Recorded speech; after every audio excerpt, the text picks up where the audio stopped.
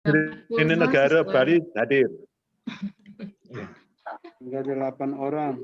Hadir, Romo, hadir. Tempat Romo masih Bali. di mute, Romo. Bali hadir. Bali hadir, Bali. Ya. Hadir, Bali. Romo suaranya masih di mute. Ya, Itu memang Selatan Romo hadir. sengaja saya mute sebentar. Sudah hadir, sudah dengan Itu Zoom Selamat siang Romo, Bapak Ibu semuanya. Selamat siang. Siang. Sugeng siang berkah dalam Romo Bas. tak foto dulu. Tapi ada moto wih. Ini dari sini. Sugeng siang berkah dalam Romo Bas.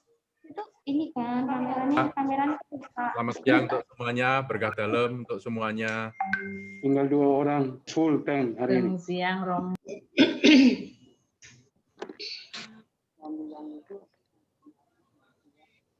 Selamat siang Romo dan Bapak Ibu semua.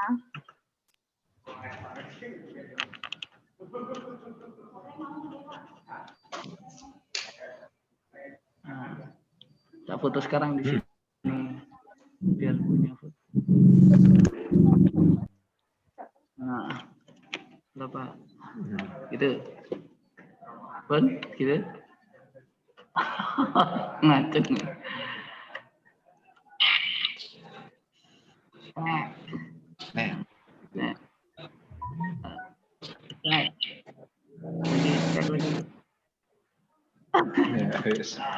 Yang dimasukkan apa Mas? Ada yang Tinggal 2 orang lagi tuh.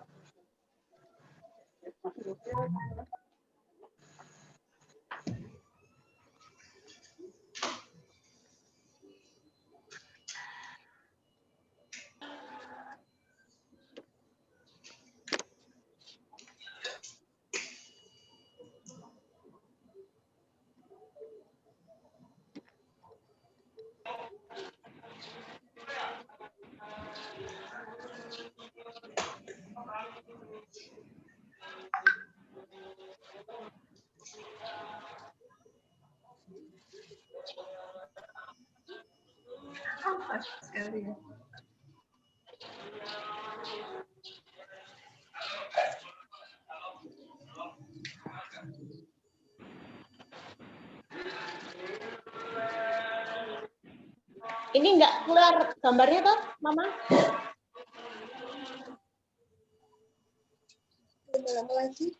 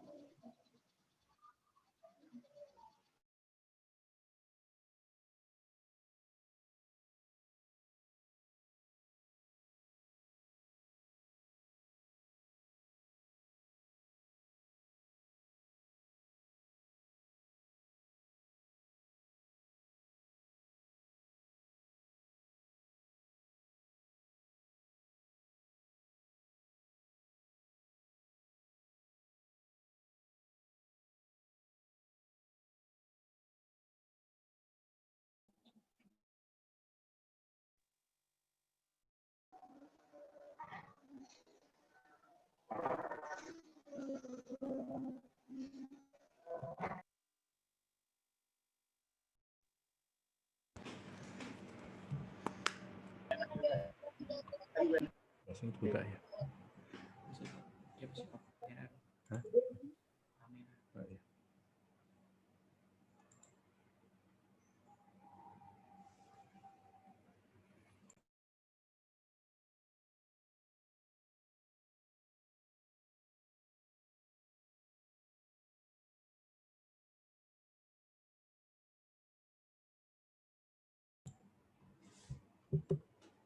Selamat pagi, Bu Asrianti. Sudah rawuh ya? Ya. Ya.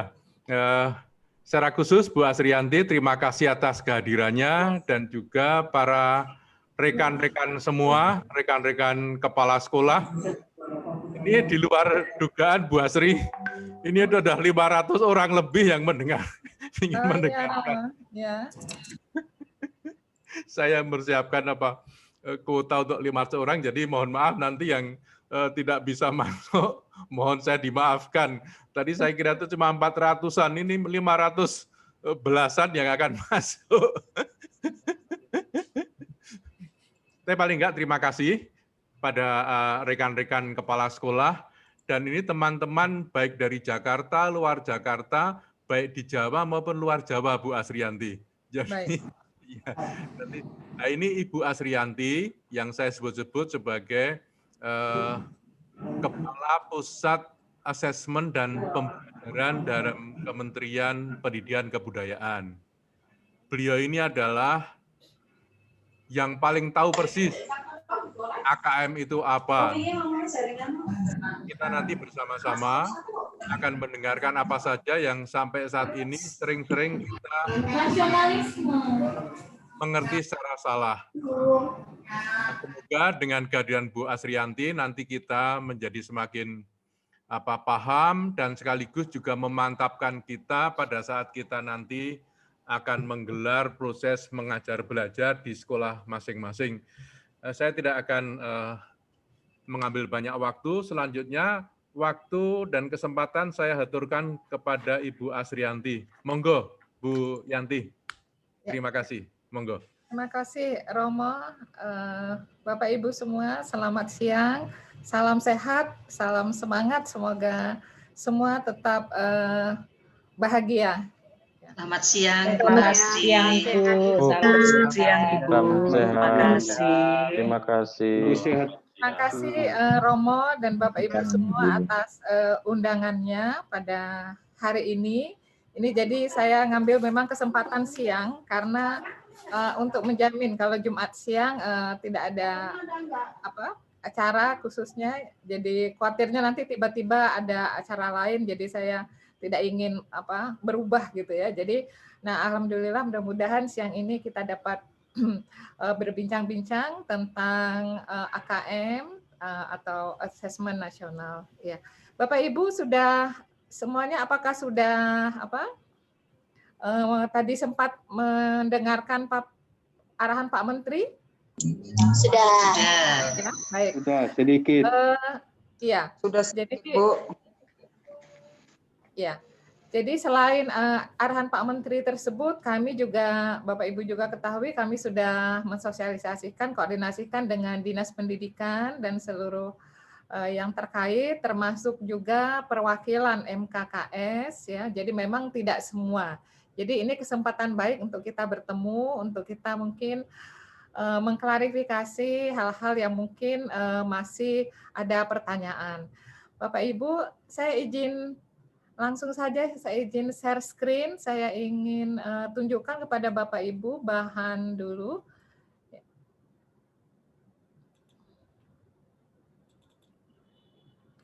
Ya, ini sudah kelihatan ya Bapak Ibu ya? Sudah. Ya. Baik. Ini adalah website tentang AKM. Jadi Bapak Ibu nanti Bapak Ibu guru yang tidak bisa hadir pada hari ini atau teman-teman lain termasuk juga orang tua, silakan ke Pusmenjar Kemdikbud.go.id AKM. Di sini tadi ada arahan Pak Menteri, kemudian video tentang asesmen nasional AKM, juga ada contoh-contoh soalnya Bapak Ibu. Jadi ini untuk memberi informasi yang sebanyak mungkin terhadap publik. Mudah-mudahan ini bisa membantu. Ya.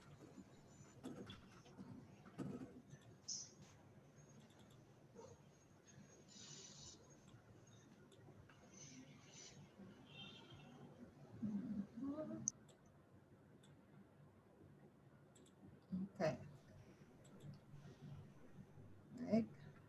Baik, jadi yang terkenal ya, yang sangat terkenal adalah AKM dan survei karakter, karena memang yang disampaikan Pak Menteri pada akhir tahun lalu kita ingat bahwa beliau menyebutkan sebagai AKM dan survei karakter. Jadi Ini mungkin yang perlu kita sampaikan. Ini tadi Bapak Ibu untuk website yang tadi saya tunjukkan, Pusmenjar Kemdikbud AKM. Kemudian yang di bawah ini juga bahan asesmen, penilaian, misalnya HOT, kinerja, tertulis, dan lain-lain. Nah, ini rancangan yang akan saya sampaikan, tapi mungkin nanti kita lihat, mungkin sedikit yang poin 1 barangkali saya tidak terlalu lama mungkin untuk memberi gambaran saja, dan ini sebagian besar paparan ini adalah paparan yang disampaikan Kabalitbang di depan Kepala Dinas Pendidikan beberapa waktu yang lalu. Baik, Bapak Ibu, kenapa kayaknya saya lebih ke sini dulu ya. Oke.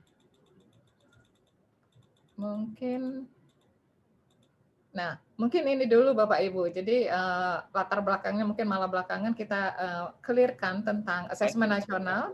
Bapak Ibu tadi sudah mendengar tiga aspek, 3 komponen ya, asesmen kompetensi minimum, karakter, dan lingkungan belajar. Nah, ini yang sering ditanyakan karena bedanya dengan UN. Karena selama ini kan yang sering kita, jadi ini momennya kan memang pas ya. Jadi juga ketika itu Pak Menteri menyampaikan bahwa tahun 2021 UN tidak ada lagi dan akan diganti AKM dan survei belajar. Jadi survei karakter.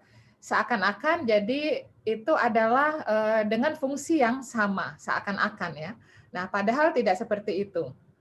Jadi sebenarnya fungsinya itu sudah berbeda. Kalau ujian nasional, Bapak Ibu kita ingat bahwa itu mengukur capaian belajar siswa secara individual. Artinya hasilnya kemudian ada laporan untuk individu siswa. Kita mengenal sertifikat hasil ujian nasional, ya. Dan kemudian itu untuk siswa di akhir jenjang, ya, siswa SMP sederajat di kelas 9, kemudian SMA sederajat di kelas 12. Jadi hasilnya itu berupa sertifikat. Nah, sementara asesmen nasional ini bukan untuk mengukur capaian individu. Ya, jadi sebenarnya ini adalah merupakan pemetaan mutu. Jadi pemetaan mutu, salah satu komponennya adalah memang mengukur capaian hasil belajar siswa. Tetapi pelaporannya nanti tidak ada laporan individual siswa. Jadi laporan di tingkat satuan pendidikan, di tingkat sekolah. Ya, itu sangat berbeda artinya ya. Ini perlu disampaikan juga karena Bu Yanti, maaf Bu Yanti, ini slide-nya Bu Yanti nggak jalan, jadi gambarnya tetap aja. Sorry, iya. Masih satu slide Pak. Oh oke, ya, oke, sorry. Ya. Ini ceritanya panjang tapi masih satu slide ya. Oh ya, monggo silakan. Oke, baik. Jadi kalau Bapak Ibu lihat bahwa fungsinya tadi saya sampaikan berbeda. Ya, fungsinya adalah untuk memetakan atau memotret kualitas input, proses, dan hasil belajar. Jadi hasil belajar yang dikerjakan oleh siswa tersebut itu hanya salah satu komponen saja dalam asesmen nasional tersebut. Ya, nah ini Bapak Ibu bisa lihat. Kemudian yang tadi siswa bedanya UN itu akhir jenjang. Kalau untuk asesmen nasional ini adalah siswa di kelas 5, 8, dan 11. Jadi ini mulai dari SD, SMP, SMA, SMK sederajat. Ya, jadi ini beda. Kemudian perbedaannya lagi adalah bahwa di kelas 5, 8, 11 pun tidak seluruh siswa. Jadi yang diambil nanti hanya sampel, sebagian siswa saja. Nah, jadi rancangannya adalah di SD 30, kemudian SMP, SMA 45. Yang muncul pertanyaan adalah bagaimana dengan sekolah yang jumlah siswanya besar di rombel tertentu ya kan. Misalnya di kelas 11 mungkin ada yang 200, ada yang cuma 50, ada juga yang lebih. Nah, untuk hal ini memang sudah dipikirkan dan secara metodologi statistik sudah diyakinkan bahwa dengan angka tersebut bisa untuk memperoleh informasi pada tiap satuan pendidikan meskipun tidak proporsional dengan jumlah siswa. Ya, ini kalau sekedar gambaran, hal ini juga sudah dilakukan misalnya pada studi internasional PISA. Itu juga jumlah subjeknya atau sampel di setiap satuan pendidikan sama, tidak melihat besar atau jumlah siswa ya, jadi tidak proporsional. Bahkan PISA, studi internasional yang memotret prestasi, kompetensi siswa di negara-negara dunia. Itu Indonesia yang jutaan siswa, kan di umur 15 tahun ya, jutaan siswa itu hanya diwakili oleh sekitar 6.000 siswa Indonesia. Ya, jadi ini sekedar gambaran Bapak Ibu tentang siswa. Nah, kemudian bedanya lagi dengan UN kita karena mengukur capaian hasil individual siswa, kita tidak mengambil informasi atau mengumpulkan data guru dan kepala sekolah. Nah, di asesmen nasional, karena tujuannya adalah mengevaluasi kualitas, kita ingin memotret secara utuh. Karena itu tidak cukup hanya hasil belajar, tetapi juga kita ingin melihat karakteristik input dan prosesnya. Karena inilah yang mempengaruhi. Ya, inilah faktor yang juga mempengaruhi. Meskipun tentu saja faktor dalam diri individu siswa itu berpengaruh. Tetapi ini dasar pemikirannya bahwa apa yang terjadi di satuan pendidikan, apa yang terjadi di sekolah itu mempengaruhi siswa. Nah, dengan kita memperoleh informasi yang komprehensif, maka kita dapat melakukan perbaikan. Ya, jadi nanti informasi atau laporannya digunakan satuan pendidikan, digunakan sekolah, dinas pendidikan, Kemdikbud dan unsur-unsur lain untuk meningkatkan kualitas, terutama proses pembelajaran. Yang pada ujungnya sebenarnya tujuan kita adalah apa? Tujuan kita adalah untuk mengembangkan karakter yang berkualitas tentu saja dan kompetensi. Sebenarnya ujungnya itu. Nah, jadi ini mungkin bisa memberi gambaran Bapak Ibu bahwa asesmen nasional ini pemetaan mutu ya untuk proses perbaikan. Dan jadi orang tua atau siswa tidak perlu khawatir. Sekarang sudah mulai ada tawaran bimbel AKM gitu ya. Jadi kesannya seperti UN dulu. Itu padahal tidak semua siswa itu nanti akan menjadi sampel, hanya sebagian saja. Nah, tadi saya sempat baca chat sebelum masuk setelah masuk sambil menunggu, Pak Menteri kan mengatakan bahwa tidak perlu persiapan khusus. Tidak perlu persiapan khusus itu maksudnya tidak perlu bimbel khusus, kemudian seperti persiapan UN atau ujian lainnya. Karena ini untuk pemetaan, jadi kita ingin memperoleh informasi yang mencerminkan keadaan sebenarnya. Kalau untuk sarana prasarana, tentu saja itu perlu disiapkan untuk pelaksanaan ini. Jadi ini mudah-mudahan memberikan gambaran kepada Bapak Ibu tentang tujuan asesmen nasional ini. Jadi ini adalah proses evaluasi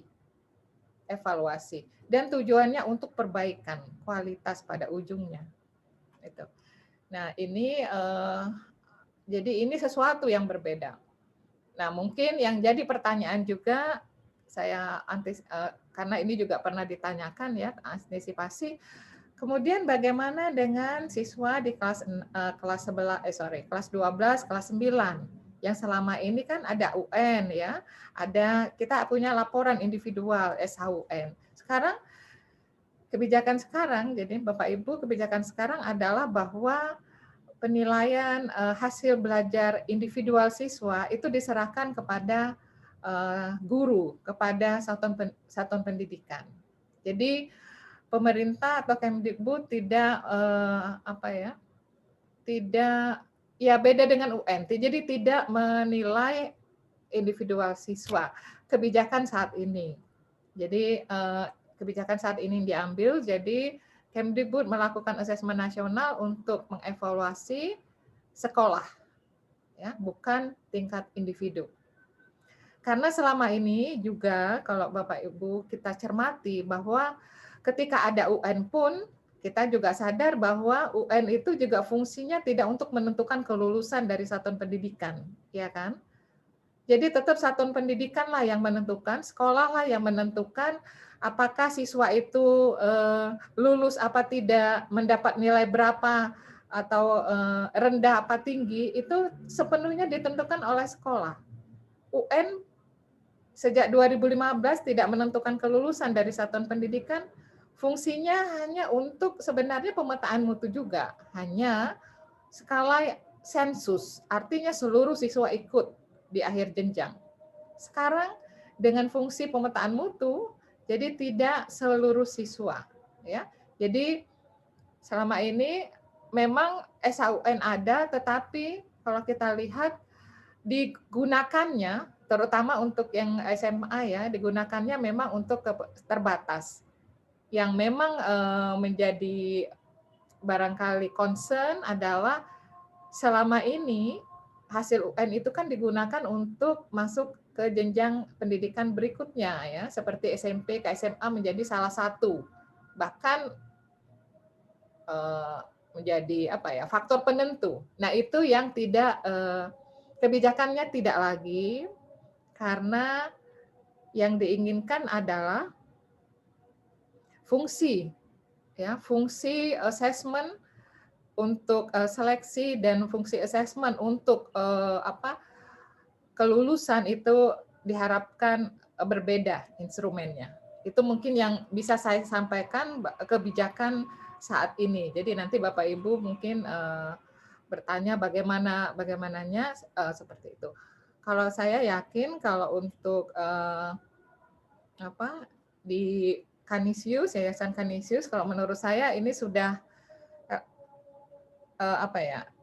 kita memahami lah ya pada umumnya. Kalau saya cermati itu pendidikannya sudah sangat baik ya. Jadi dan kemudian juga untuk masuk ke sekolah-sekolah ini juga biasanya kan ada memperhatikan hal variabel lain, tidak hanya hasil UN kalau menurut saya. Ya. Nah ini mungkin Bapak Ibu ya yang coba ada yang saya miss. Oke. Nah jadi nanti untuk pelaksanaannya siswa itu nanti memang ada jadwalnya. Jadi kalau misalnya SMP itu 45 orang ya, itu nanti pelaksanaannya tergantung pada jumlah komputer. Jadi bisa dalam sesi seperti UN. UN sebagian itu tidak mempunyai komputer yang cukup, jadi bisa 2 sesi, bisa 3 sesi. Nah, setiap siswa nanti akan mengerjakan dalam 2 hari untuk AKM, survei karakter, survei lingkungan belajar. Sementara guru dan kepala sekolah itu hanya mengerjakan survei lingkungan belajar dan pada waktu yang lebih longgar, jadi tidak diawasi seperti ujian. Ya, jadi nanti Bapak Ibu mengisi sendiri. Dan gurunya seluruh guru di sekolah. Nah, ini mudah-mudahan sekali lagi memberikan gambaran pada Bapak Ibu tentang asesmen nasional.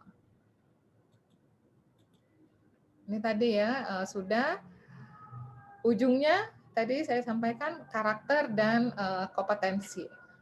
Dan saya yakin betul di Yayasan Kanisius ini karakter ini menjadi menjadi fokus, dan kayak seperti kedisiplinan, kejujuran itu satu hal yang menurut hemat saya menjadi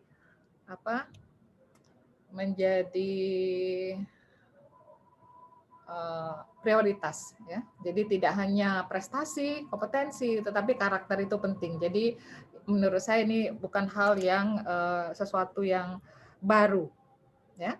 Nah, yang mungkin menjadi pertanyaan adalah mengapa tidak mengukur kompetensi berbasis mata pelajaran? Bu Asrianti mengingatkan lagi, slide-nya memang belum berubah ya? Belum, Pak. Ini saya memang ngomongnya lebih panjang dari slide-nya, Pak. Oke, ya. Oke, terima kasih. Ya. Ini jadi literasi membaca dan numerasi. Ya, kenapa ini? Sekali lagi ini tujuannya adalah asesmen nasional mengevaluasi mutu dan bukan capaian individual. Bu Asrianti. Ya. Bu, ini yang ditampilkan ini push baru linknya aja Bu ya. Web apa namanya? Web AKM ya Bu ya. Bukan PPT ya Bu ya. PPT Pak. Jadi ini belum kelihatan. Karena yang nampil ke kami hanya websitenya aja Bu, website AKM Bu. Belum sorry. Oh, pantesan tadi Pak Romo tadi bolak-balik menyampaikan, saya bilang masih sama.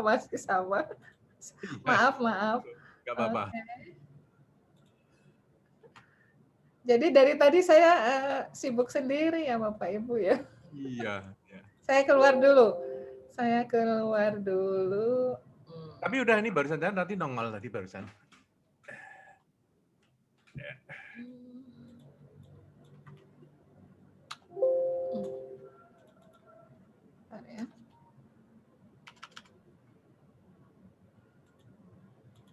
Ini Bapak Ibu sudah lihat apa belum ya? Belum Ibu. Belum lihat. Belum lihat. Nah, ini saya nggak bisa keluar dari. Bentar ya Bapak Ibu, ini saya nggak bisa hang ya. Bentar.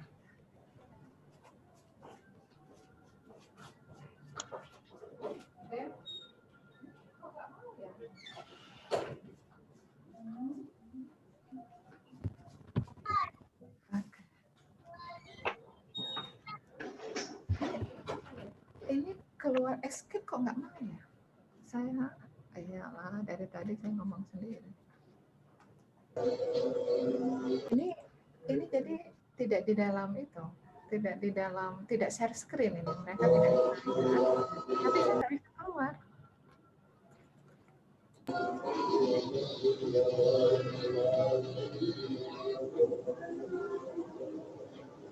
Nah, saya dinyalain deh.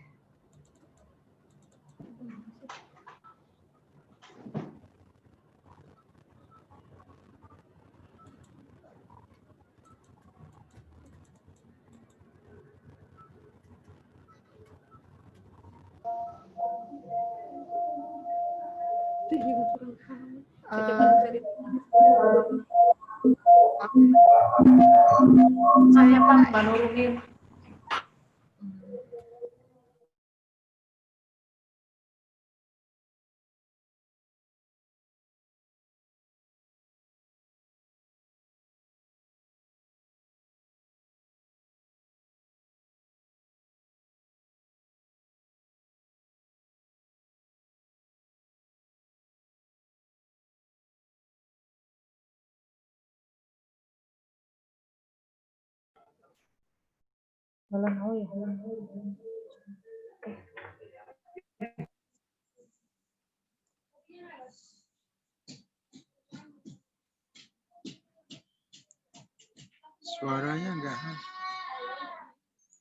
Suaranya nggak ada, Bu. Ibu masih di mute kayaknya. Ya, tunggu sebentar, yang lain coba jangan tunggu sebentar ya. Bu Asri masih kita tunggu Bu Asri. Sabar saja Bu Asri, nggak apa-apa.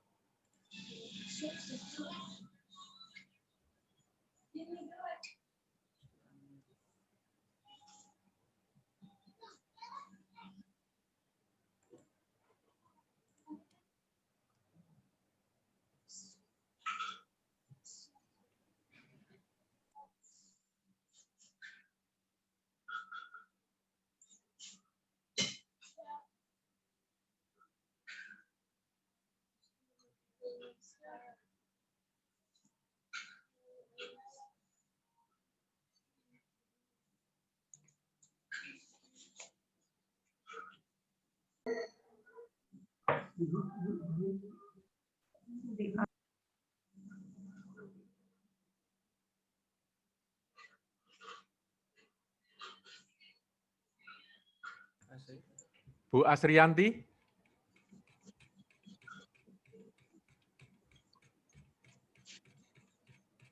Bu Asrianti? Oh iya, Pak. Bu?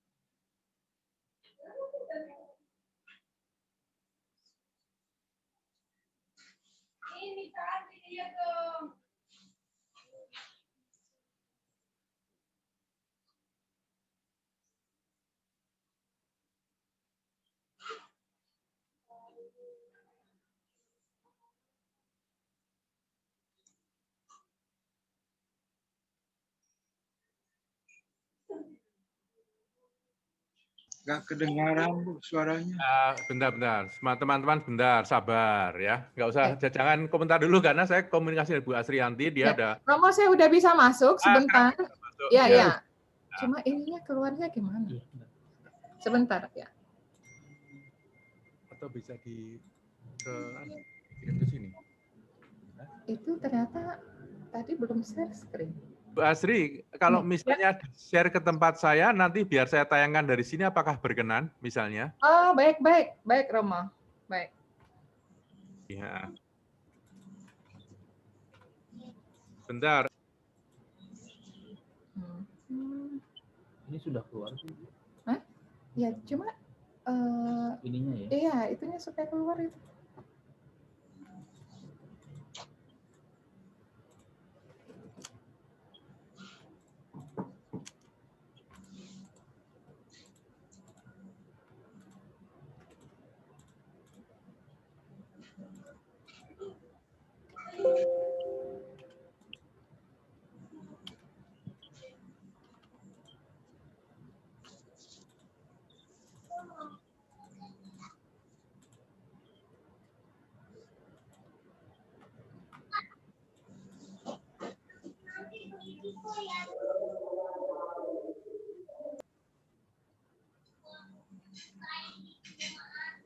Ini hostnya siapa Bu?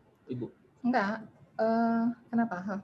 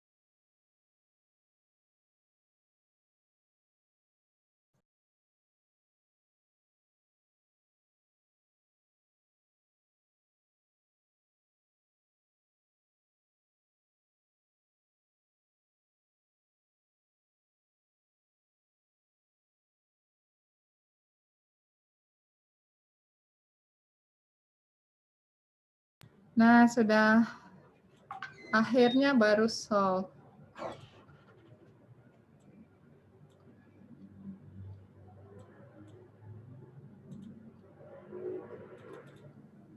Bu Asrianti, sudah oke atau perlu dari saya? Sudah. Oh iya. Bapak Ibu sudah bisa lihat Ya, sekarang Sudah melihat. tampak sekarang. Udah, Bu.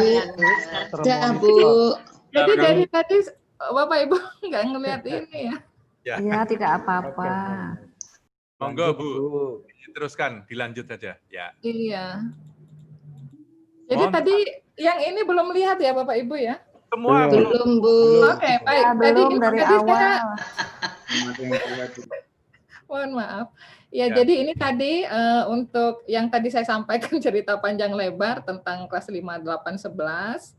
Dan kemudian ini jadi ringkasannya seperti ini Bapak Ibu. Kemudian jadi oke, kemudian kita masuk ke yang tentang literasi membaca dan numerasi. Kenapa yang dipilih? Jadi ini karena ini adalah dua kompetensi yang dipandang penting yang mempengaruhi untuk penguasaan bidang ilmu lain dan juga untuk untuk dalam kehidupan dunia nyata atau sehari-hari juga penting. Jadi literasi membaca numerasi. Jadi mungkin kalau kita bayangkan misalnya untuk belajar IPA, untuk belajar IPS, sejarah, PPKN, semua itu perlu membaca. Ya kan? Kita tidak bisa lepas dari membaca. Nah, membaca ini tidak hanya sekedar membaca, bisa membaca, tetapi juga memahami, kemudian bisa mengkritisi, mengevaluasi. Jadi di sini yang ditekankan adalah tujuan kita itu nantinya adalah berpikir kritis. Ya, jadi tidak hanya sekedar membaca, tetapi mengkritisi. Jadi ini kalau kita bisa sebut ini yang berpikir tingkat tinggi atau higher order thinking skill yang kita sering sampaikan. Nah, alasan yang lain juga menurut studi nasional dan internasional literasi numerasi kita ini anak-anak kita masih cukup rendah Bapak Ibu. Jadi perlu ditingkatkan ya. Dan kemudian kalau karakter Bapak Ibu saya rasa tadi saya sampaikan sudah sangat paham. Hanya yang mengenai values pelajar Pancasila ini apa? Ini adalah enggak saya masukin. Oke. Ini adalah berpikir kritis, mandiri, kreatif, ya, kolaboratif, gotong royong dan berkebinekaan global. Nah, ini jadi apa yang ingin kita ukur, Bapak Ibu. Dan kemudian kalau pertanyaan tentang lingkungan belajar ini adalah karakteristik input proses. Jadi nanti pertanyaan-pertanyaannya itu ini yang dimaksud tidak perlu persiapan khusus, jadi tidak perlu nanti pertanyaan bagaimana saya harus menjawabnya bagaimana, itu tidak perlu dipelajari. Karena apa? Karena semua orang pasti bisa menjawab. Dan jawabannya itu yang diharapkan adalah yang sesungguhnya, yang mencerminkan keadaan sebenarnya.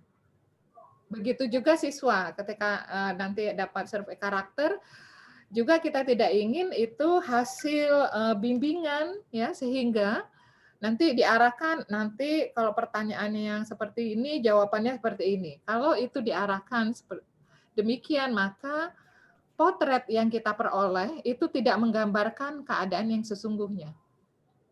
Kalau potret tidak sama dengan keadaan sesungguhnya, maka nanti umpan baliknya atau kebijakannya jadi tidak sesuai. Ya, jadi kita ingin keadaannya bagaimana, ini yang kita potret, kemudian ini yang kita bersama-sama untuk perbaikan. Ya. Jadi survei lingkungan belajar itu proses pembelajaran, kemudian bagaimana pengembangan guru, kemudian bagaimana iklim di sekolah, iklim kebinekaan, iklim yang lain-lain. Ya, ini Bapak Ibu.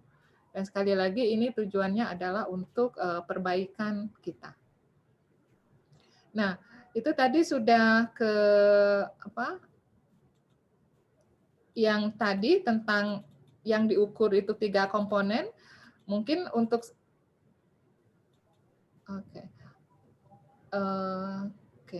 ya. Baik. Jadi ini Bapak Ibu sudah memahami tantangan kita sekarang dengan adanya teknologi, maka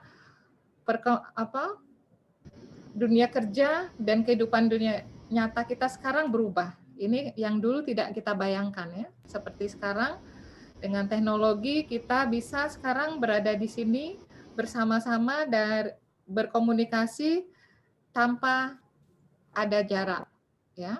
Dan kemudian ini juga mempengaruhi pada pekerjaan nanti. Sebagian pekerjaan yang sekarang ada nanti ke depannya tidak ada.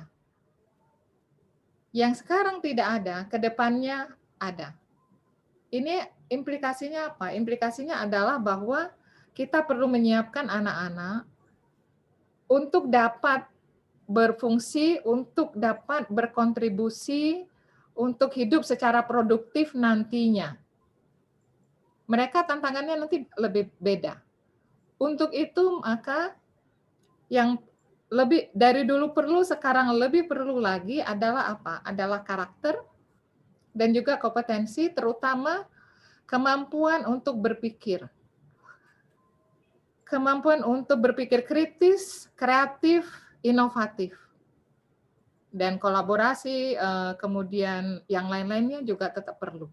Nah, jadi ini konteksnya kenapa literasi dan numerasi itu yang kita assess untuk sebagai apa ya? Jadi ada semacam perhatian. Ini hal yang perlu kita kembangkan. Ya, ini sekedar apa? Menyampaikan apa yang terjadi. Kemudian, nah ini kalau dari McKinsey mengatakan nanti ada puluhan juta pekerjaan yang sekarang ada nanti tidak ada dan akan digantikan dengan yang baru. Sekadar gambaran aja Bapak Ibu, sekarang kalau sekarang di Indonesia mungkin belum umum, kita pramusaji itu bukan manusia, selalu manusia karena kita memang padat karya. Tetapi bukan tidak mungkin nanti berapa tahun ke depan itu pramusaji bukan manusia. Dan bahkan untuk melakukan operasi pasien itu tidak juga harus selalu dokter. Bisa dengan mesin. Artinya apa? Artinya peran manusia itu nanti akan semakin berkurang. Dan fokus kita adalah menyiapkan anak-anak untuk dapat berperan, dapat yang tidak tergantikan. Untuk itu maka berpikir kritis, kreatif, inovatif, dan kemudian karakter yang baik itu penting. Nah, ini kalau menurut World Economic, ini udah agak lama ya, 2018, tapi masih relevan dan mungkin kedepannya juga akan tetap sama. Jadi skill yang diperlukan dunia kerja itu adalah analytical thinking, inovasi, kemampuan menyelesaikan masalah, ya, active learning, kreativitas, emotional intelligence. Kalau kita lihat ini adalah sesuatu yang perlu dibangun, yang perlu dilatih dalam pendidikan, yang tidak bisa serta-merta. Ya, jadi inilah tujuannya pendidikan kita. Jadi pendidikan kalau pada sebagian sekolah itu lebih banyak menekankan pada penyampaian materi. Ya, materi ini yang harus dikuasai, harus pelajari. Itu penting, konten penting, tetapi generic skill dan karakter itu penting karena aplikasinya akan sangat luas. Nah, ini mungkin yang perlu menjadi refleksi kita untuk anak-anak. Ini sekedar gambaran Bapak Ibu untuk tadi skor PISA, kita selalu ketika dunia atau ketika masyarakat lah ya, masyarakat luar atau bahkan Indonesia menjelaskan tentang prestasi Indonesia itu selalu dikaitkan dengan hasil studi internasional selalu. Meskipun sebenarnya anak-anak kita itu banyak yang berprestasi dunia internasional, kita yang memenang Olimpiade emas, kemudian di prestasi yang lain juga sangat besar. Tetapi ketika menyampaikan, membandingkan, tentang prestasi itu selalu dikaitkan dengan PISA dan selalu disebut bahwa Indonesia siswa Indonesia itu masih sangat lemah ini selalu begitu ya. Kita memang tidak mengejar untuk ranking atau skor, tetapi bahwa ini menunjukkan memang harus ada perbaikan ya, harus ada perbaikan. Jadi kita lemah di membaca, di matematika dan juga sains. Kemudian dari segi non-kognitifnya, perundungan kita itu relatif lebih tinggi dari negara-negara OECD, ya, negara-negara peserta PISA. Kemudian juga ini hanya 2 aspek saja. Pola pikir yang berkembang, growth mindset, kita juga masih perlu perbaikan, peningkatan. Pola pikir berkembang ini kan sesuatu yang diperlukan untuk seseorang itu melangkah, untuk seorang itu maju. Kalau mindset-nya sudah mengatakan bahwa saya tidak bisa berubah, bahwa kemampuan saya hanya seperti ini, bahwa kepribadian saya memang begini, bahwa saya memang tidak mampu ini, beginilah keadaan saya, maka memang sulit untuk berubah. Yang kita inginkan adalah anak-anak yang mempunyai mindset berkembang, growth mindset, bahwa saya dapat melakukan yang lebih dari ini, bahwa keadaan sekarang ini bukan sesuatu yang takdir, yang bukan sesuatu yang fix, tetapi saya bisa berkembang. Bahwa nasib saya, masa depan saya menentukan atas usaha saya. Ya, jadi ini kalau kita pikirkan Bapak Ibu merupakan bekal untuk dapat hidup secara produktif di masyarakat. Kalau tidak, nanti bangsa kita yang besar ini akan begitu-begitu saja. Kita menjadi sasaran produsen dari luar, karena jumlah penduduk kita sangat besar. Ya, kita jadi sasaran empuk untuk pemasaran, tetapi kita tidak diperhitungkan sebagai produsen. Ini yang sesuatu yang kita tidak harapkan kita. Baik, itu jadi ini sekedar gambaran hasil PISA kita. Jadi anak-anak kita dalam membaca, kalau bacaannya pendek, itu mereka oke, mampu. Tetapi ketika bacaannya panjang, harus berpikir gitu, lemah. Mungkin karena tidak biasa. Ya. Jadi ini sesuatu yang merupakan hal yang perlu kita perbaiki. Ini juga dari segi kualitas perbedaan antara Jawa, luar Jawa kita juga masih cukup besar. Ini aksi ini adalah asesmen kompetensi siswa Indonesia. Jadi ini hampir seperti asesmen AKM, ya hampir, tetapi ada sainsnya. Nah ini kita lihat skornya masih relatif rendah dan kemudian gap itu juga masih cukup besar. Ya. Jadi dengan asesmen nasional ini rancangannya kan untuk seluruh satuan pendidikan Bapak Ibu, tetapi hanya pada sampel siswa. Ini tadi sudah. Nah, ini tadi yang disampaikan Pak Menteri. Jadi untuk 2021 itu merupakan yang pertama. Jadi baseline, pemetaan awal, ya, sehingga sebenarnya tidak ada impact apa-apa. Nantinya setelah tahun-tahun berikutnya ini menjadi dasar untuk melihat apakah ada kemajuan, apakah ada perubahan atau tidak. Nanti misalnya 2022, 2023 asesmen nasional dilakukan, ini yang menjadi baseline, menjadi dasar untuk perbandingan. Ya.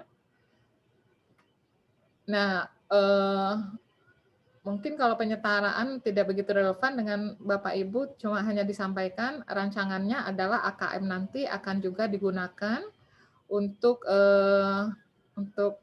program kesetaraan. Ya.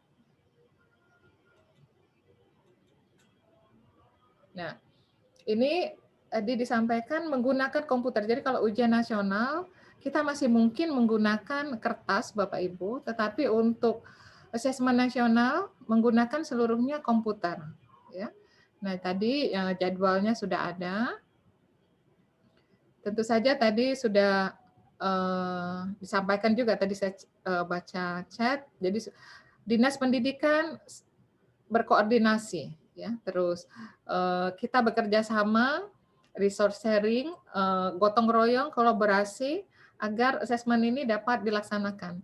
Jadi hampir sama seperti UN, harapannya bahkan sekolah yang tidak mempunyai fasilitas pun dapat melakukan dengan adanya kerjasama, dengan adanya gotong royong. Ya. Nah, memang tantangan kita cukup besar karena ini rancangannya untuk seluruh satuan pendidikan yang variasi sarana prasarananya sangat besar, dan kemudian terutama SD ini satu hal yang baru. Satu hal yang baru karena selama ini SD kita belum melakukan secara nasional terutama menggunakan komputer. Jadi memang ini ada tantangannya, tetapi mudah-mudahan dapat kita lakukan. Bapak Ibu, ini rancangan, tetapi dengan keadaan pandemi dan kemudian pertimbangan-pertimbangan lain ya masih mungkin berubah, tapi ini adalah rancangannya. Jadi untuk SMP SMA itu semester depan itu kira-kira Maret April. Kemudian untuk SD itu rencananya bulan Agustus tahun depan ya. Jadi ini yang rancangannya. Mudah-mudahan kita dapat jadwal yang paling baik lah untuk semua. Nah, ini yang menjadi pertanyaan selalu. Jadi sebenarnya literasi membaca dan numerasi itu apa? Kenapa ya? Kalau di website tadi sudah disampaikan, tapi mungkin saya jelaskan juga. Jadi kalau Bapak Ibu lihat, baca ini kita betul-betul ingin menyiapkan anak-anak untuk dapat berkontribusi secara produktif di masyarakat. Ya. Jadi sebagai warga Indonesia maupun warga negara dunia. Karena itu mereka perlu memahami, ya, menggunakan, mengevaluasi, merefleksi berbagai jenis teks untuk menyelesaikan masalah. Ini dalam konteks membaca. Kalau di numerasi sebenarnya sama, hanya konteksnya matematika, ya.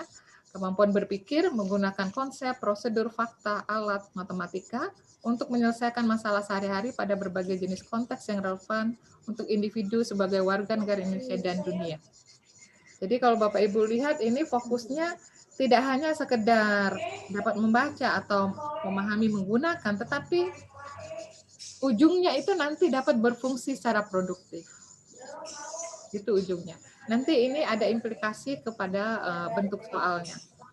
Nah, mungkin sedikit tadi saya belum secara konkret profil pelajar Pancasila yang karakter ini adalah beriman bertakwa kepada Tuhan Yang Maha Esa, berakhlak mulia, bernalar kritis, mandiri, kreatif, bergotong royong, berkebinekaan global. Jadi ini adalah profil pelajar yang kita inginkan. Kalau yang lain semuanya Bapak Ibu mungkin sudah paham, tetapi yang terakhir berkebinekaan global, mungkin ini yang relatif baru. Ini artinya adalah menghargai keragaman, ya, karena kita sekarang di dunia dengan batasan geografis yang hampir tidak ada pengaruhnya, maka interaksi kita dengan banyak orang dari kelompok yang berbeda itu sangat besar. Nah, untuk kita dapat hidup harmonis, untuk kita dapat hidup sama-sama memajukan bangsa ini, kita perlu menghargai adanya keragaman ini. Masing-masing berbeda, tetapi kita terima bahwa memang berbeda, kita tidak mengikuti yang bukan keyakinan, tetapi kita menghargai adanya keragaman tersebut. Jadi intinya hidup berdampingan Bapak Ibu. Jadi ini dulu penting, sekarang semakin penting dengan globalisasi di dunia. Mungkin yang juga saya ingin sampaikan, bernalar kritis ini sebenarnya karakter yang tidak hanya diperlukan dalam konteks akademik atau dunia kerja atau dunia pendidikan, tetapi sebenarnya juga dalam kehidupan sehari-hari bernalar kritis ini. Ini contoh yang sering saya sampaikan menurut saya karena sangat-sangat sangat-sangat relevan. Bernalar kritis sekarang, dalam kondisi sekarang kita dengan sosial media, kemudian teknologi, kita sangat mudah menerima informasi. Nah, kita dari WhatsApp group, dengan banyak WhatsApp group kita terima banyak. Kalau kita tidak kritis, maka ada kecenderungan informasi yang kita terima itu dianggap sebagai sesuatu hal yang benar. Padahal belum tentu. Gambar, berita, narasi yang kita terima itu bisa saja direkayasa. Bahkan tulisan yang ditulis oleh seorang tokoh pun perlu kita kritisi. Karena apa? Karena bisa saja tokoh tersebut bias. Tokoh tersebut dari latar belakang tertentu, ya, jadi bisa menyampaikan sesuatu yang mungkin subjektif, mungkin kurang berdasarkan argumen, kurang berdasarkan bukti yang cukup untuk menyatakan statement tertentu. Nah, mereka yang tidak kritis ini cenderung menerima dan kemudian cenderung ditarik, cenderung mengikuti apa yang sebenarnya belum tentu benar. Jadi berpikir kritis ini sangat perlu, baik dalam kehidupan kerja, pendidikan, maupun dalam kehidupan sehari-hari. Jadi seperti Bapak Ibu ketahui, kita sekarang sangat mudah beberapa kelompok ya membuat ada perpecahan. Nah, mudah-mudahan ini jangan terjadi. Kita tidak ingin ini terjadi. Karena itu anak-anak perlu dibekali dengan berpikir kritis. Nah, ini sekedar gambaran Bapak Ibu, overview tentang AKM. Tadi disebutkan literasi membaca dan numerasi. Ini dari segi karena kita ingin bahwa mereka mengenal berbagai jenis teks, ya. Jadi nanti kalau Bapak Ibu lihat teksnya itu memang bermacam-macam. Yang secara umum dibedakan teks bersifat informasi, kemudian ada juga yang fiksi atau sastra. Dari segi fungsinya berbeda kan, informasi yang tujuannya memberi informasi, fiksi atau sastra lebih pada untuk menggugah sosial emosional ya siswa, jadi bisa berimajinasi dan sebagainya. Nah, kemudian juga dalam konteks personal, sosial budaya, saintifik. Jadi nanti bacaannya itu atau teks tidak hanya teks spesifik tertentu, tapi ada yang bersifat personal, misalnya tentang kesehatan diri, pengalaman diri, ya. Kemudian juga ada yang saintifik, misalnya yang berkaitan dengan lingkungan hidup, dengan hal-hal lain. Jadi ini yang kami maksud tadi dengan variasi, ya. Juga karena kita ingin mendorong berpikir kritis, berpikir tingkat tinggi, maka kita juga harus perhatikan bahwa instrumen ini tidak hanya mengukur hanya yang bersifat ingatan saja atau yang levelnya untuk recall, memahami, tetapi juga sampai pada interpretasi, evaluasi, dan refleksi. Jadi kalau mereka yang dapat melakukan evaluasi dan refleksi itu akan lebih matang, ya, lebih matang. Yang tadi salah satunya tadi lebih bisa berpikir kritis. Ya, ini Bapak Ibu dari segi secara umum komponen AKM. Dari segi bentuk soal juga tidak hanya pilihan ganda, tetapi ada pilihan ganda kompleks, pilihan jawabannya lebih dari satu. Jawabannya bisa lebih dari satu. Ada menjodohkan, isian singkat, dan esai. Ya, ini dari gambaran.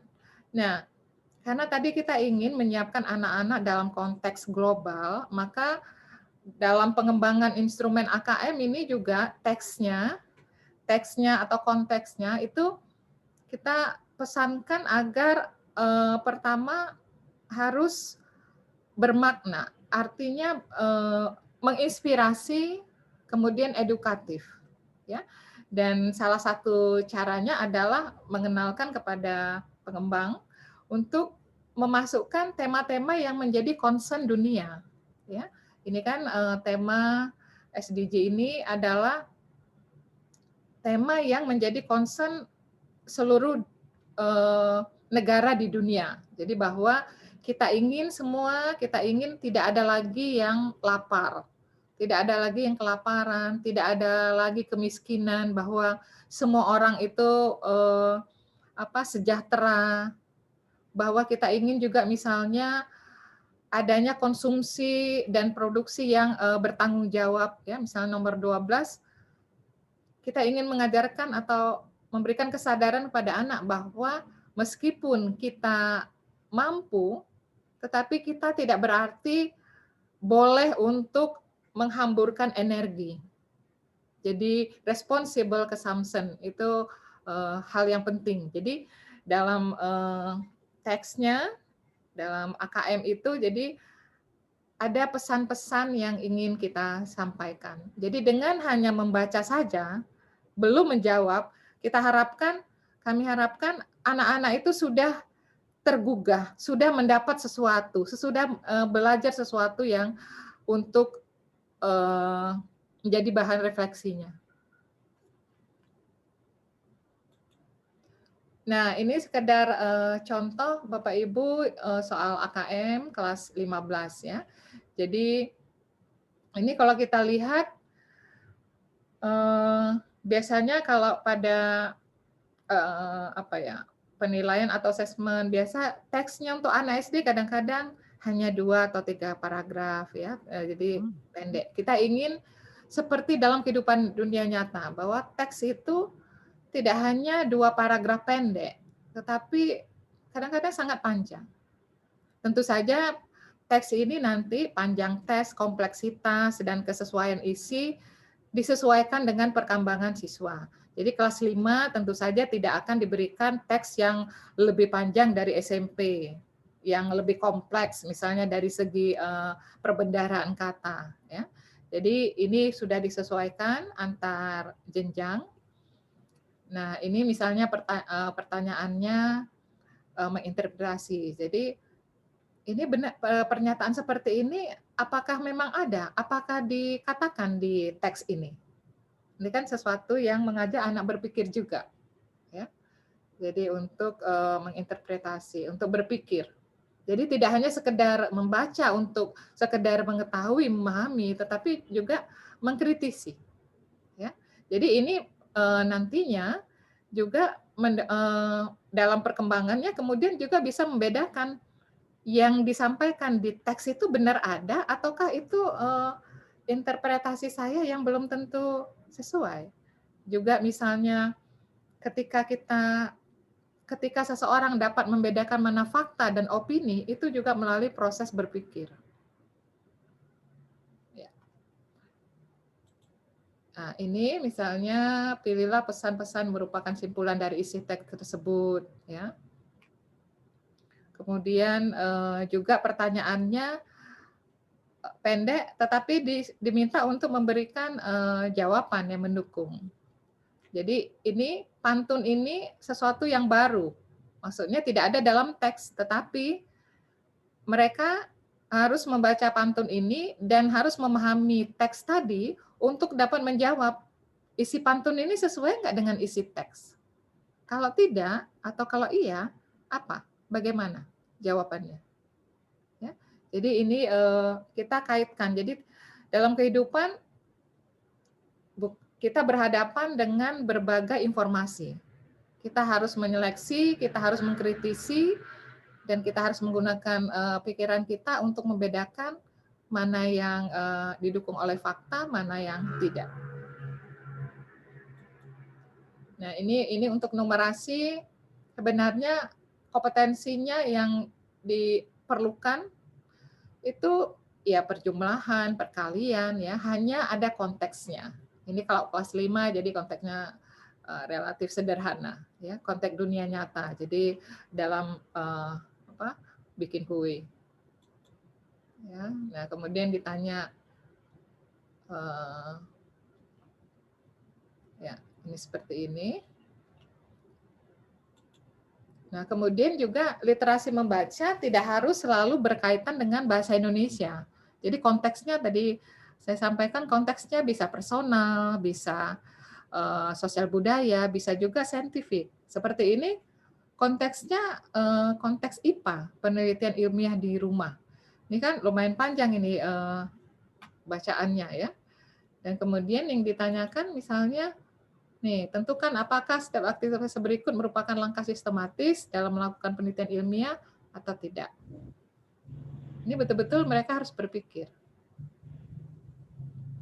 Jadi literasi membaca tidak hanya bacaannya itu yang berhubungan dengan bahasa Indonesia, tetapi berbagai konteks.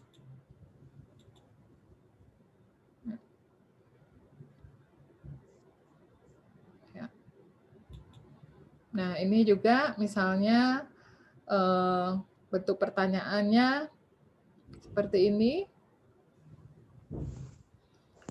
Ya, jadi ini yang fiksi ya, bukan informasi.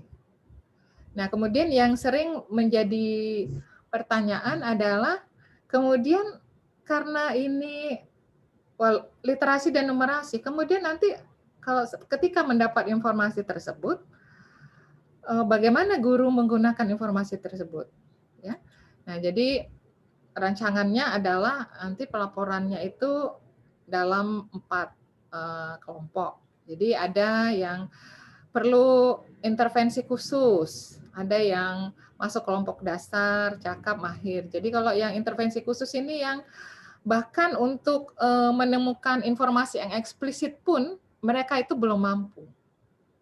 Nah, untuk ini mereka ini yang perlu bantuan. Jadi kita bayangkan bagaimana anak memahami konsep bila untuk membaca yang eksplisit aja mereka tidak bisa. Ya, misalnya dalam IPS, dalam IPA itu kan mereka perlu membaca untuk memahami ya, untuk mengintegrasikan. Jadi ini yang kami maksud tadi intervensi khusus. Jadi perlu betul-betul dibantu. Ya. Ini sekedar gambaran pada Bapak Ibu tentang tentang implikasinya ke dalam pembelajaran. Artinya informasi ini dapat digunakan oleh guru berbagai mata pelajaran. Ya. Nah, jadi misalnya ini untuk literasi membaca, ya. Jadi misalnya untuk guru IPS, untuk anak-anak yang perlu intervensi khusus, maka tidak cukup hanya bertumpu pada materi bacaan, tetapi mungkin perlu diberi bahan belajar lain yang secara audio, visual, atau pendampingan khusus. Karena untuk membaca yang eksplisit saja mereka susah. Gitu ya. Jadi ini sekadar gambaran rancangan untuk dalam pelaporan yang mungkin nanti bisa digunakan oleh guru. Ini juga untuk numerasinya. Numerasi berkaitan dengan banyak mata pelajaran, banyak berkaitan dengan bidang ilmu lainnya. Ya. Jadi implikasinya besar. Jadi literasi membaca dan numerasi memang tidak memberikan informasi secara spesifik khusus untuk konten tertentu, tetapi secara umum. Ya. Nah, itu Bapak Ibu yang saya sampaikan mudah-mudahan memberikan pemahaman yang bermanfaat untuk Bapak Ibu. Kalau saya yakin kalau Bapak Ibu di yayasan ini sudah secara umum lebih bagus dari yang lain, dan jadi ini bukan asesmen nasional, ini bukan sesuatu yang perlu terlalu dikhawatirkan. Ini merupakan proses untuk meningkatkan lagi. Ya. Demikian Pak Romo yang saya bisa sampaikan. Terima kasih. Ya, terima kasih Bu Asrianti, dan kita boleh tepuk tangan meskipun tidak kelihatan. Terima kasih Ibu. Terima kasih Ibu. Romo yang nyuruh ya tepuk tangan aku. Terima kasih banyak Bu. Terima kasih. Nah, ini sekarang masih ada beberapa pertanyaan Bu Asrianti. Monggo, Romo. Ya. Saya jadikan satu nanti, Bu. Saya kira pertanyaan gampang-gampang dan sebenarnya ada yang tidak perlu dijawab karena sudah dong, tapi silakan nggak apa-apa ya. Yang pertama adalah sesuai dengan arahan Pak Menteri bahwa untuk AKM tidak perlu persiapan khusus. Akan tetapi setelah ada pertemuan dengan dinas, ternyata ada persiapan khusus tentang kebutuhan sarana. Artinya, apakah ini tidak akan memberatkan dari sisi anggaran sekolah ya? Karena ini kan sebenarnya kan juga butuh biaya untuk persiapan sarana-prasarana. Itu yang pertama. Lalu yang kedua, siapakah yang membuat soal AKM bagi peserta didik? Jika guru yang membuat, apakah memerlukan dasar KI-KAD? Apakah AKM menggantikan tes atau ujian yang selama ini diadakan sekolah? Apakah soal tes formatif, PTS maupun PAS yang juga diarahkan ke AKM, bagaimana dengan KD yang selama ini diajarkan di kelas? Itu mungkin yang ketiga. Bagaimana cara pembelajaran daring untuk menuju AKM tahun depan? Sedangkan info AKM baru kami ketahui baru-baru ini saja. Silakan Bu Asri bisa dijawab secara bersama. Baik. Ya. Barangkali ini tadi pertanyaannya sebelum saya sampaikan materi tadi nih nampaknya Romo, ya. Baik, tapi tidak apa-apa.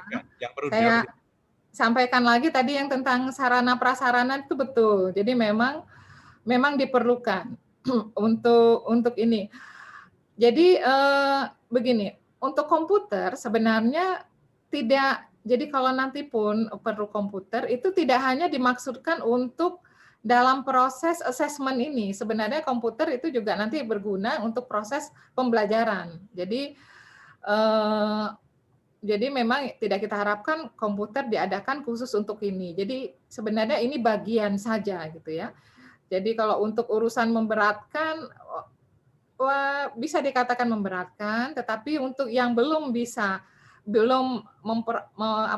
ada sarana prasarana seperti tadi yang saya sampaikan, bisa bekerja sama dengan satuan pendidikan lain, gitu Bapak Ibu. Mungkin itu yang bisa saya sampaikan. Kemudian AKM ini yang menyiapkan soalnya siapa? Yang akan menyiapkan soalnya ini adalah Kemdikbud, ya. Jadi ini penyiapan instrumennya, kemudian pelaksanaannya sama seperti ujian nasional. Jadi dari pusat, ya. Hanya bedanya tadi ini tidak mengukur capaian individu, tidak semua siswa pada jenjang akhir, tapi hanya sampel saja. Karena kita ingin mengetahui mutunya atau potret. Nah, AKM ini evaluasi ya Bapak Ibu, evaluasi secara nasional. Jadi memang tidak ada hubungan dengan apa yang Bapak Ibu kerjakan, maksudnya tidak berhubungan gini, apa yang Bapak Ibu kerjakan selama ini tetap seperti biasa. Jadi ini seperti ibaratnya Bapak Ibu bekerja seperti biasa, kemudian ada pada hari tertentu ada yang datang untuk kemudian memotret gitu. Jadi apa yang Bapak Ibu lakukan seperti biasa. Gitu. Ini hanya memotret untuk melihat, untuk memperoleh informasi secara keseluruhan. Ya. Jadi KADI kompetensi berbasis mata pelajaran tetap perlu Bapak Ibu ajarkan seperti biasa, karena itulah yang memang diperlukan. Seperti tadi saya sampaikan, literasi membaca dan numerasi tidak mengukur secara spesifik konten, ya kan? Tidak konten, tetapi ini nanti bisa digunakan, informasi ini bisa digunakan dalam proses pembelajaran Bapak Ibu di mata pelajaran tertentu, seperti tadi. Kalau yang anak-anak, misalnya nanti laporannya sebagian besar atau berapa persen anak ternyata perlu intervensi khusus. Nah, mungkin Bapak Ibu nanti bisa menyesuaikan dalam melakukan pembelajaran. Nah, karena ini nanti AKM nasional ini kan hanya sebagian siswa saja. Nah, agar Bapak Ibu nanti dapat memperoleh informasi untuk siswa lain, untuk seluruh siswa, nanti Kemdikbud akan menyiapkan yang kami sebut assessment formatif atau AKM kelas gitu ya. Jadi nanti instrumen ini Bapak Ibu bisa gunakan untuk mengakses literasi membaca dan numerasi siswa. Dan informasinya ini bisa Bapak Ibu gunakan nanti dalam pembelajaran gitu. Karena tadi sekali lagi asesmen nasional hanya sebagian siswa. Mungkin Bapak Ibu ingin tahu, kemudian siswa saya yang lain bagaimana lebih spesifik. Nah, jadi itu nanti Kemdikbud akan menyiapkan asesmen atau AKM kelas, instrumennya nanti akan kami siapkan untuk Bapak Ibu gunakan di kelas untuk ke siswa-siswa.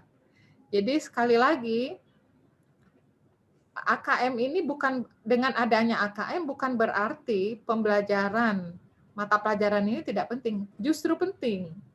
Jadi bukan berarti apa yang tidak di-assess itu menjadi tidak penting, meskipun kecenderungannya demikian. Ya. Sebagai contoh, menulis itu merupakan suatu kompetensi yang sangat diperlukan. Dan karena selama ini penilaian eksternal ya seperti UN itu menulis tidak ada, menulis itu hampir tidak jadi perhatian pada sebagian besar sekolah. Sebagian sekolah mungkin menulis itu atau berkomunikasi itu menjadi hal yang diperhatikan, tetapi sebagian besar sekolah berkomunikasi, menulis itu tidak menjadi perhatian karena selama ini tidak pernah dinilai secara eksternal. Nah, tidak dinilai secara eksternal, tidak dievaluasi secara eksternal, itu karena keterbatasan, bukan karena tidak penting. Bapak Ibu bisa bayangkan bagaimana Kemdikbud akan atau menilai tulisan siswa sebanyak itu dengan jutaan siswa, dan kemudian misalnya satu halaman berapa lama itu akan selesai. Nah, jadi justru kompetensi dalam mata pelajaran itu adalah ranah wilayah Bapak Ibu yang terus-menerus perlu dikuatkan. Jadi bukan berarti pemerintah tidak menilai ini, tidak mengakses ini, kemudian menjadi tidak penting, tidak. Ya, jadi tetap apa yang terjadi di kelas itulah adalah yang lebih penting. Jadi ini mohon yang Bapak Ibu kuatkan, dan menurut saya ini sudah sebagian sekolah itu praktiknya sudah sangat baik, dan itu kita tingkatkan terus. Kemudian ya, Bapak Ibu kalau melihat tadi contoh-contoh soal AKM itu sebenarnya misalnya membaca itu adalah bacaan itu tentu saja tidak akan pernah sama. Karena apa? Karena yang kita ingin assess dan ingin kita tingkatkan itu adalah kemampuan literasi membacanya, memahami, menggunakan, dan berpikirnya itu.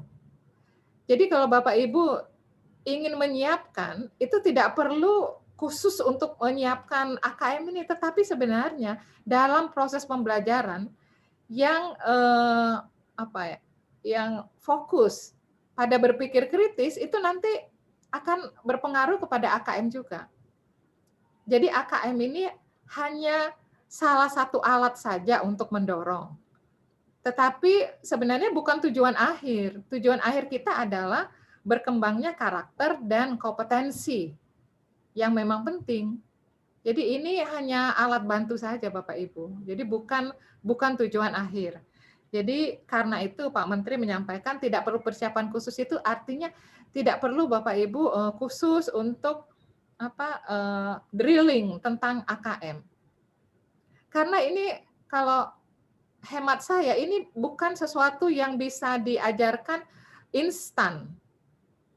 Instan, tidak. Jadi anak itu memang harus membaca dan kemudian harus diajak untuk berpikir gitu ya. Itu membaca dan begitu juga dengan numerasi. Mudah-mudahan itu menjawab Romo dan Bapak Ibu semua. Ya. Masih ada beberapa lagi Ibu Asri. Monggo. Ini saya kira lebih sangat cerdas pertanyaannya. Mengenai hasil AKM itu nanti, apakah rekomendasi macam apa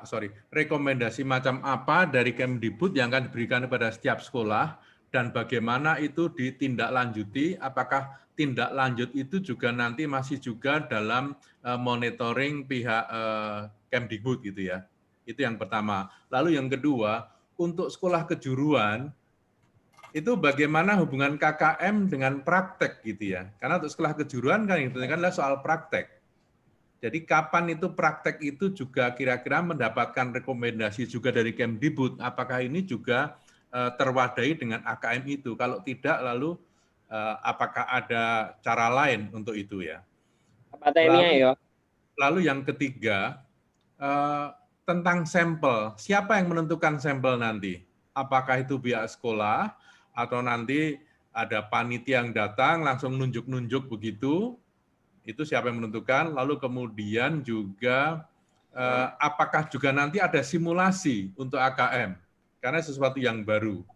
Lalu yang berikut ada pertanyaan yang sangat-sangat kontekstual. Bulan Maret itu kan tidak ada yang bisa menjamin bahwa semuanya yang online bisa offline gitu kan. Jadi luring kira-kira. Kalau misalnya diadakan secara daring, itu siapa nanti yang ngontrol? Apakah itu serahkan kepada masing-masing orang tua, atau pihak sekolah itu harus ngawasin bagaimana, atau Kemdikbud juga punya usulan yang bagaimana? Saya kira ini sangat kontekstual dan sangat baik. Gitu ya. Lalu ada kabar konon, untuk kelas 12 kan tidak mendapatkan jatah ikut AKM. Nah, di daerah tertentu, terutama di Jawa Timur ada kabar bahwa nanti kelas 12 itu juga ada AKM dan itu nanti akan dilaksanakan oleh pemerintah daerah. Apakah kabar ini benar? Terima kasih, itu dulu Bu Asrianti, silakan. Baik. Terima kasih Romo. Dan Bapak Ibu, jadi tadi jadi hasil asesmen nasional AKM karakter lingkungan belajar ini kan nanti dalam bentuk laporan ya. Dan bentuk laporan, jadi mestinya juga nanti ada semacam pendampingan juga mestinya ya, misalnya dari LPMP atau kemudian ke MKKS gitu. Tapi rancangannya itu nanti informasinya itu bisa dipahami oleh satuan pendidikan, dan kemudian bagaimana menginterpretasi, kemudian bagaimana apa yang perlu dilakukan seperti itu. Dan kemudian apakah ada monitoring? Monitoring itu jadi diharapkan setelah ada laporan, kemudian sekolah menindaklanjuti. Jadi misalnya laporannya ini sebagian anak masih, sebagian besar berapa puluh persen masih literasi numerasinya masih di level intervensi khusus. Jadi kira-kira kemudian apa yang perlu dilakukan sekolah? Misalnya juga mungkin dari segi setelah setelah itu diharapkan kemudian sekolah melakukan tindak lanjut dari laporan tersebut. Nah, untuk monefnya itu adalah setelah di tahun berikutnya Bapak Ibu. Jadi misalnya 2021, kemudian 2022, 2023 kan ada lagi. Nanti akan kelihatan apakah ada perbaikan di tahun 2022 dibandingkan dengan 2021 gitu. Jadi itu maksudnya ya Bapak Ibu. Kemudian SMK, oke. Jadi tadi saya sampaikan AKM ini asesmen nasional, jadi memotret ya. Jadi dan tidak berbasis mata pelajaran. Jadi untuk yang tadi untuk SMK praktek seperti biasa ya. Jadi memang sekarang tidak ada ujian nasional, memang jadi artinya Kemdikbud tidak melakukan assessment atau penilaian untuk memberikan laporan individual. Nah, tadi sekaligus menjawab pertanyaan yang kelas 12 dari Jawa Timur. Jadi pada beberapa bulan yang lalu memang ada wacana untuk memfasilitasi yang kelas 12 ini. Seperti kita ketahui kelas 12 ini masih ada yang mungkin memerlukan semacam pengakuan dari pemerintah ya mengenai prestasinya. Nah, pada waktu itu ada rancangan untuk AKM diberikan di kelas 12 tetapi tidak wajib. Artinya siapa yang memerlukan saja gitu. Karena ada juga siswa yang tamat SMA atau SMK itu perlu sesuatu ya, sertifikat atau pernyataan yang dari negara gitu ya, bukan hanya dari sekolah gitu. Nah, waktu itu rancangannya demikian. Namun perkembangan terakhir AKM 12 untuk 2021 itu belum diadakan. Kita nanti tunggu Bapak Ibu kebijakan lanjut nanti kalau ada perkembangannya. Tetapi sampai yang terakhir 2021 Mas Ari masih di sana. Tidak ada AKM 12. Nah, bahwa kemudian daerah akan melakukan AKM 12 itu saya juga belum tahu ya. Kemudian tentang sampling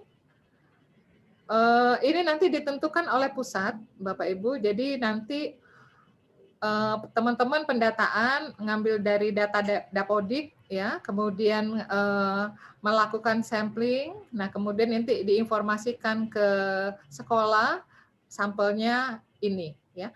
Kami harapkan memang sampel yang terpilih itulah yang nanti mengerjakan. Tetapi kalau misalnya dengan ada 1-2 hal, misalnya ada anak yang sakit atau kemudian tidak ada di sekolah, itu bisa dilaporkan nanti untuk diganti. Ya.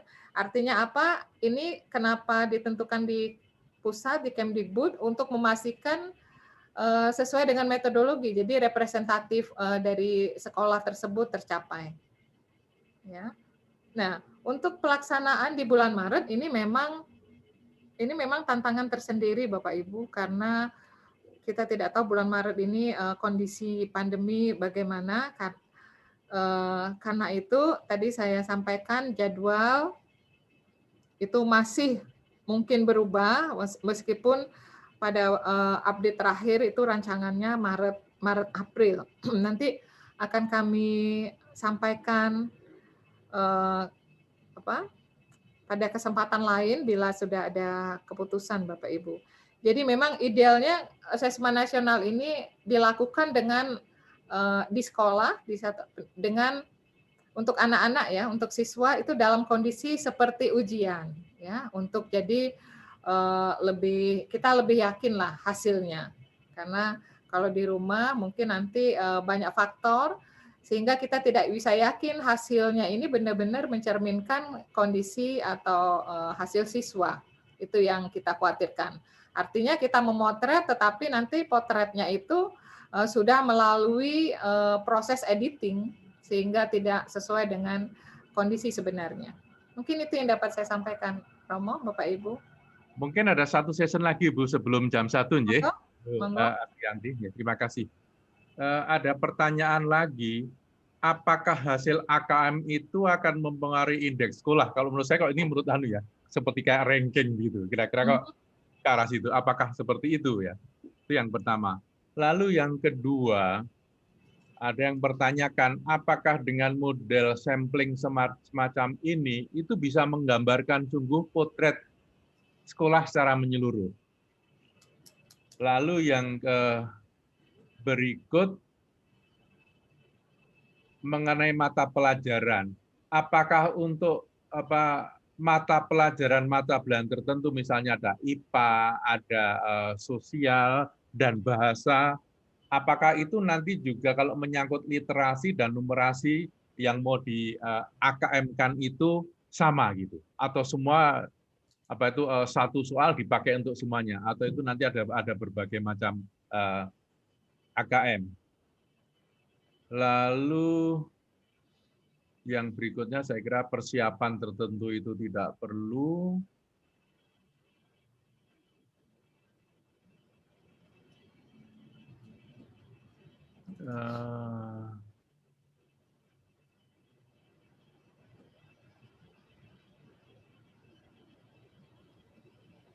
Lainnya hal-hal praktis tidak.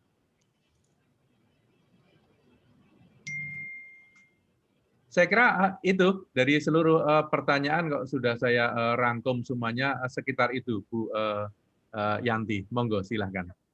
Baik, yang terakhir dulu. Jadi ini nanti instrumen ini diberikan sama untuk untuk jurusan yang berbeda ya. Jadi yang dari IPA, IPS itu tetap sama instrumennya. Nah, karena dari segi kontennya, dari segi jenis teksnya itu sudah dipikirkan bahwa itu merupakan yang generik, yang umum. Jadi diusahakan untuk tidak bias, tidak menguntungkan kelompok tertentu. Ya, jadi meskipun tadi disampaikan misalnya teksnya itu ada konteks saintifik, ya. Saintifik itu artinya nuansanya itu ya saintifik ya, bukan personal. Jadi mudah-mudahan bisa terbedakan. Jadi ada misalnya dalam konteks lingkungan hidup, tetapi itu dalam konteks yang umum. Ya, jadi tidak memerlukan kemampuan khusus untuk dapat menjawab pertanyaan. Karena yang kita ukur ini bukan content knowledge-nya, tetapi adalah literasinya. Ya, jadi ini mudah-mudahan dapat dipahami. Nah, kemudian kalau sampling, apakah bisa memotret menyeluruhnya? Memang sebagai alat ya, tidak untuk mengukur sesuatu secara pengukuran itu tidak bisa memang mengukur tanpa ada kesalahan pengukuran ya. Jadi memang semua, karena kita ini kompleks. Bahkan sebagai contoh, untuk yang objektif saja, ya objektif saja, misalnya dengan mengukur berat badan, menggunakan timbangan yang berbeda, itu saja bisa menghasilkan informasi yang berbeda, padahal beratnya tetap sama. Misalnya dengan ada sedikit ketinggian yang berbeda, dan kemudian alat ukurnya itu mungkin ada yang sudah lama, ada yang baru, keakurasiannya bisa berbeda. Apalagi kita mengukur atau mengevaluasi fenomena ini boleh dikatakan sosial ya. Sosial ini sangat kompleks. Jadi pengukuran fisik itu relatif lebih gampang. Kenapa? Karena kita bisa mengontrol hal-hal di luar itu. Jadi makanya karena itu eksperimen di laboratorium itu mungkin dengan untuk hal yang bersifat fisik. Tetapi untuk kita, untuk manusia dengan konteks sosialnya ini sangat sulit. Jadi memang ini bukan hal yang sempurna, tidak ada pengukuran sosial yang menghasilkan informasi yang sempurna, yang tidak ada kesalahan pengukuran, tetapi ini merupakan usaha kita untuk meningkatkan kualitas, Bapak Ibu. Jadi memang dari segi sampling sudah diusahakan untuk dapat memberikan informasi yang bermanfaat dan cukup akurat. Ya. Kemudian untuk nantinya indeks sekolah. Jadi fungsi utamanya adalah untuk perbaikan proses pembelajaran. Nah, nantinya dalam perjalanannya bisa jadi ini menjadi menjadi menunjukkan kinerja sekolah. Bisa jadi. Ya.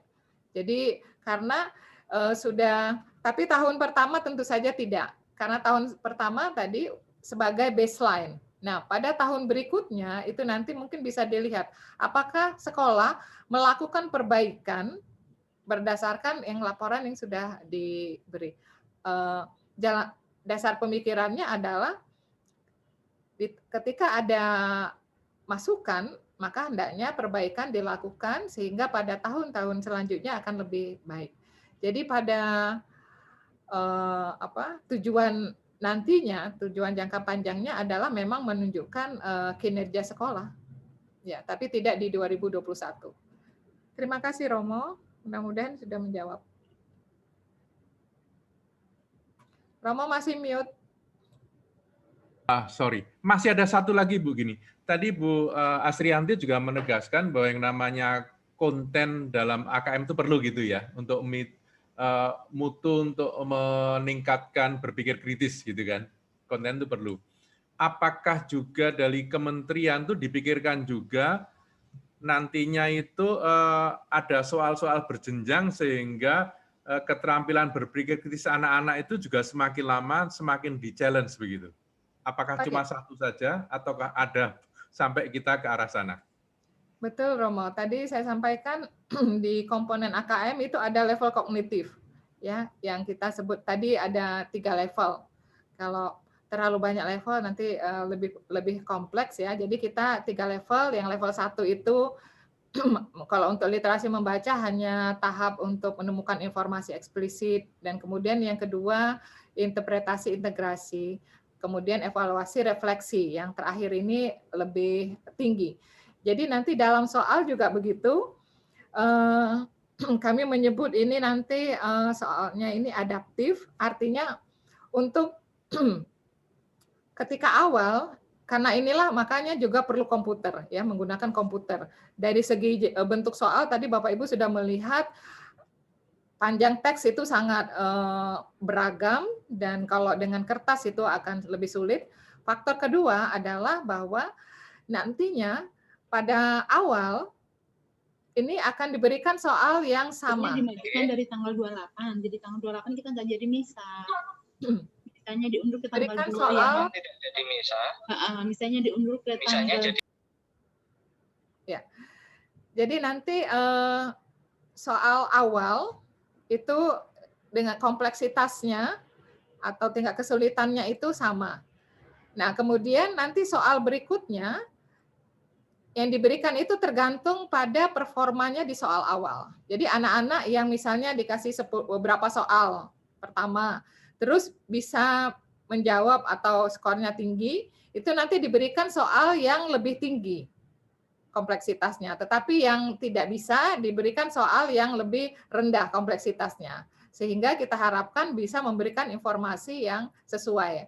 Karena kalau anak-anak yang kurang yang sudah kurang diberikan soal yang lebih sulit lagi, nanti justru kita tidak dapat informasi.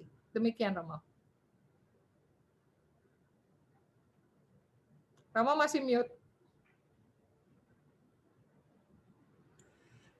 Bu Asrianti, atas nama seluruh teman-teman di sini, itu 500 lebih, itu yang baca di layar kita, tapi juga saya lihat tadi ada beberapa yang mereka itu bersama-sama dalam sebuah ruangan, mereka nobar gitu Bu Asrianti. Iya. Karena tempat kita sangat terbatas, yang tadinya memang saya pikir ini paling 300 teman-teman kepala sekolah yang hadir, tapi ternyata cepat sekali mereka masuk dari sampai 500 lebih, ya sudahlah, karena memang kita semua membutuhkan apa yang sekarang menjadi keinginan tahu teman-teman kepala sekolah gitu. Jadi terima kasih atas seluruh penjelasannya, atas seluruh waktu Bu Asrianti, di tengah kesibukan masih juga menyempatkan untuk berwawan hati, termasuk juga diskursus bersama kami semua. Sekali lagi atas nama teman-teman, terima kasih Bu Asrianti, dan nanti kalau ada apa-apa pasti nanti saya masih akan kontak Ibu lagi gitu kan kita sudah beberapa kali dan biasa juga kita bertemu. Ya. Dan kita boleh memberikan aplaus kembali bersama-sama kepada Ibu Asrianti gitu ya. Terima kasih Bu, terima kasih Romo. Dan sebagai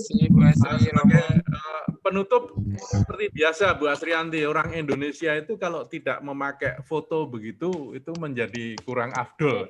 Nah, kalau saya mohon juga Ini hidup ini dong. sama-sama untuk berfoto ria bersama kami. Baik.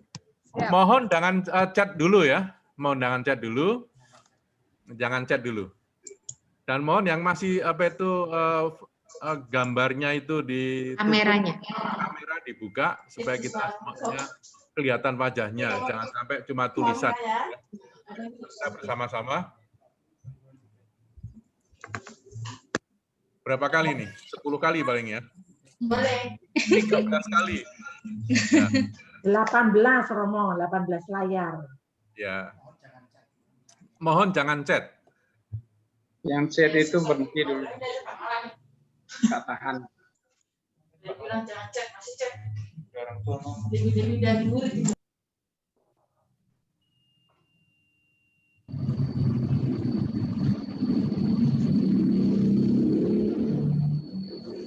Tak bisa.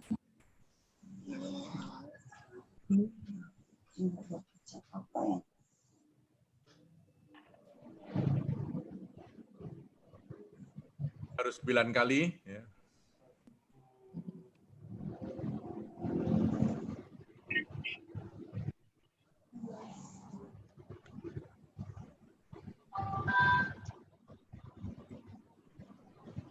Terima kasih, persis 13 kali. Bu Asrianti kembali lagi, terima kasih banyak Bu. Terima kasih Romo, terima kasih Bapak Ibu. Terima kasih banyak. Semoga kita semua selalu sehat dan semangat. Terima kasih Bu Asrianti. Terima kasih.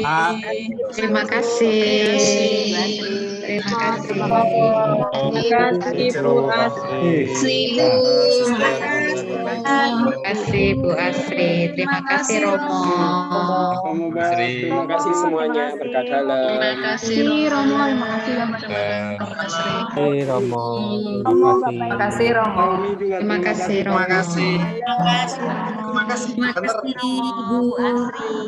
Terima kasih Bu. Terima kasih kembali. Terima kasih Romo. Terima kasih Bapak Ibu semuanya. Sekarang saya izin mau saya tutup ya semuanya ya. Terima kasih Romo. Romo tutup. Terima kasih. Saya juga mau kabur. Saya juga mau kabur.